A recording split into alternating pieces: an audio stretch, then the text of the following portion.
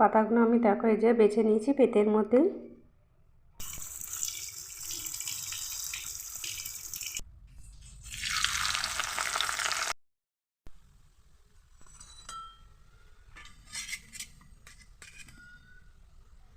Hello বন্ধুরা, good morning. তোমরা কেমন আছো? আমি তো খুব ভালো আছি।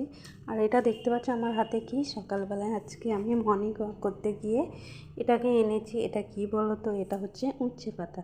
তো এটা কিন্তু শরীরের পক্ষে খাওয়া খুবই উপকার। আর এই যে এগুলো খাওয়া কিন্তু খুব উপকার। তো এইগুলো হচ্ছে কী বলো তো অনেক কিছু দিয়ে রান্না করা যায়, যেমন হচ্ছে বেগুন দিয়ে, আলু দিয়ে, বেসন দিয়ে বড়াও। তো দেখো এই যে আমি প্রথমে পাতাগুলো এখানে নিয়ে চলে এসেছি। আমি কিন্তু ডাঁটিগুলো নেবো না, পাতাগুলো নেবো, কারণ আজকে হচ্ছে পাতাগুলোই রান্না করব। তো ডাঁটিগুলোও রান্না করে, তো আজকে আমি পাতাগুলোই রান্না করব। তো চলো পাতাগুলো আমি দেখে দেখে বেছে নিই কোন পাতাগুলো ভালো আছে।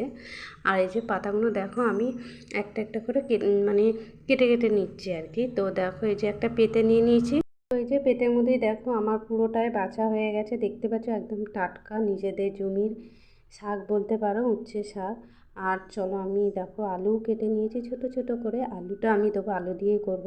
তো চলো আমি যেগুলো কাটা হয়ে গেছে ওইগুলো আমি ধুয়ে নিই।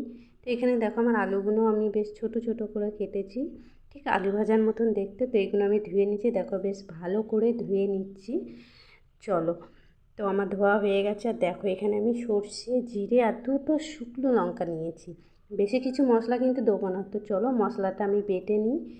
তো দেখো আমার মশলাটা বাটা হয়ে গেছে প্রায়। দেখো শিলে একদম বেটেছি বলতে পারো। শিলে বাটার মশলা রান্না খাওয়ায় একটা আলাদা স্বাদ। তো চলো এদিকে আমি দেখো কড়াটা বসিয়ে দিয়েছি, আর এতে আমি একটু তেল একটু বেশিই দেবো। আর এতে আমি সর্ষের তেলটা ব্যবহার করছি। চলো পাতাগুলো প্রথমে আমি ভেজে নেব। তো দেখো তেলের মধ্যেই আমি পাতাগুলো দিয়ে দিচ্ছি, একটু ভাজা ভাজা করে নেব। তো দেখো প্রায় অনেকগুলোই ছিল, দেখো তেলে ভাজতে ভাজতে একদম মানে অল্প হয়ে গেছে। তো যাই হোক বেশ ভালো করে আমি এটা নেড়ে চেড়ে ভেজে নিচ্ছি। তারপরে এর উপরে আমি আলুগুলো দিয়ে দেবো। আলুগুলো দিয়ে এগুলো একটু বেশ ভাজবো। আর কি বলো তো, তেল একটু বেশিই দিয়েছি, মানে তেলের মধ্যে আমি আলুটা পুরোটাই সেদ্ধ হয়ে যাবে বলতে পারো। তো বেশ ভালো করে নাড়াচাড়া করে নিচ্ছি। আর এই পাতাগুলোও দেখো বেশ গলে দেখো একদম আলুর সঙ্গে মিশে গেছে। তো এগুলো আমি আরেকটু বেশ ভালো করে নাড়িয়ে চাড়িয়ে বেশ একটু দেখো পাতাগুলো দেখো একদম খুব সুন্দর লাগছে, তাই না? আর এই শাক খাওয়া কিন্তু খুব উপকার, উচ্ছে শাক যেমন, আর পাতাটা বলতে পারো। তো চলো দেখো আমি এখানে দিয়ে দিচ্ছি হলুদ গুঁড়ো, আর দিচ্ছি নুন দেবো। তো হলুদটা 2 চামচই দিলাম, নুন স্বাদ মতন যে যেরম খায়।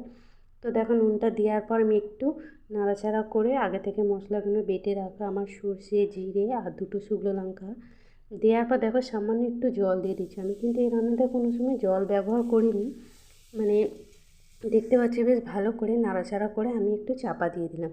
জল যেহেতু দেবো না, একটু ঢাকা দিয়ে দিলাম।